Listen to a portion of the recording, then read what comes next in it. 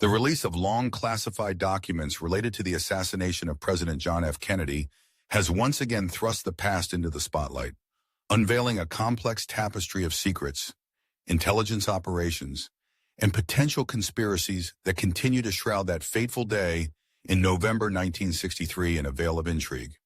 Among these newly unsealed files is an interview with Thomas Cassison, a retired CIA agent whose insights provide a chilling perspective on the agency's activities and its possible connections to the events surrounding the assassination. Cassison's career with the CIA was marked by significant assignments, particularly his time in Japan, where he served as chief of the Soviet base of the North Asia Command. His unit was one of 4 tasked with monitoring Soviet activities, and his focus was sharply aimed at the heart of the Soviet Union.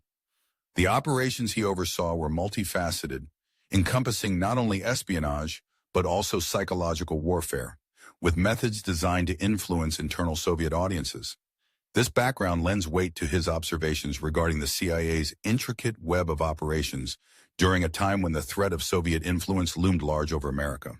The documents reveal a complicated relationship between the CIA and military operations, as noted by Cassison. He expressed frustration at the military's professionalism, or lack thereof, which hindered successful covert operations. While the military claimed to conduct operations independently, the CIA found little evidence to validate these assertions. However, it is noteworthy that the Navy did provide some operational support to Cassison's base, offering cover for those involved in counter-Soviet operations. This collaboration underscores the often murky waters navigated by intelligence agencies during the Cold War, where alliances and rivalries coexisted in a delicate balance. A particularly striking aspect of the documents is the CIA's interest in American defectors to the Soviet Union, with Lee Harvey Oswald being a focal point.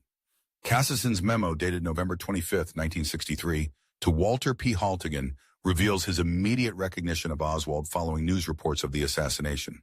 The details of Oswald's life in Minsk, including his marriage to a foreigner, piqued Cassison's curiosity and raised alarms about the potential implications of Oswald's actions.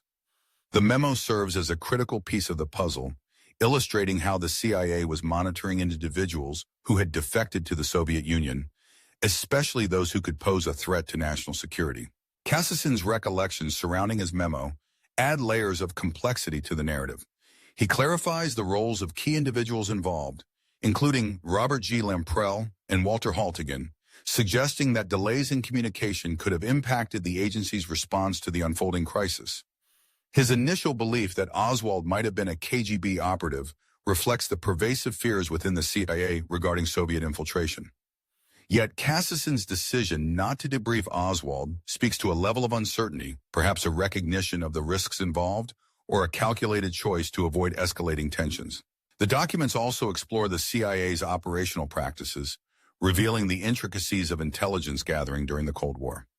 Cryptonyms like Redwood and Redcap emerge as part of the agency's lexicon, hinting at the clandestine nature of their operations.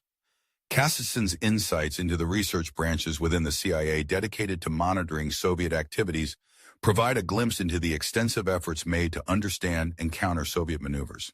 The challenges faced by the CIA in utilizing American defectors are also highlighted. Cassison notes that the KGB's likely suspicions regarding defectors' connections to the CIA complicated efforts to gather actionable intelligence. The agency's focus on short-range intelligence interests rather than long-term infiltration projects further illustrates the obstacles inherent in penetrating the Soviet sphere. These revelations raise questions about the efficacy of the CIA's strategies and the extent of their understanding of the individuals they were monitoring. As these documents come to light, they reignite interest in the myriad unanswered questions surrounding the JFK assassination. The implications of the CIA's knowledge of Oswald, the agency's relationship with counterintelligence, and the potential involvement of government officials in a conspiracy continue to fuel speculation and debate among historians, researchers, and the public alike. The very fabric of the narrative surrounding the assassination is woven with threads of uncertainty, conspiracy theories, and a desire for truth. Moreover, the documents hint at the possibility of cover-ups and hidden agendas. Cassison's inability to recall the Harvey story referenced in his memo raises suspicions about concealed information or deliberate obfuscation. The fact that he was never contacted by the Warren Commission regarding his memo adds another layer of mystery, suggesting that vital pieces of the puzzle may have been overlooked or intentionally ignored. The CIA's interest in Minsk, where Oswald resided, is another significant aspect revealed in the documents. The presence of special design plants related to aviation, nuclear energy, and bacteriological warfare in Minsk made it a focal point for intelligence operations. Cassison's acknowledgement of the CIA's surveillance of the radio factory where Oswald worked underscores the agency's commitment to monitoring potential threats. Yet it also raises questions about the effectiveness of their efforts. The insights into the CIA's Legal Travelers Program reveal internal debates regarding intelligence gathering strategies. Cassison's opposition to the program, citing its short-term nature and associated risks, highlights the complexities faced by the agency in balancing operational needs with the realities of espionage.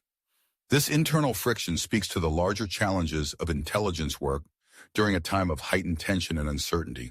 As the newly declassified documents undergo scrutiny and analysis, they provide a tantalizing glimpse into the hidden world of espionage and the intricate web of intelligence operations that surrounded the JFK assassination. The revelations, laden with hidden details and controversial findings, continue to fuel the enduring mystery of that tragic event.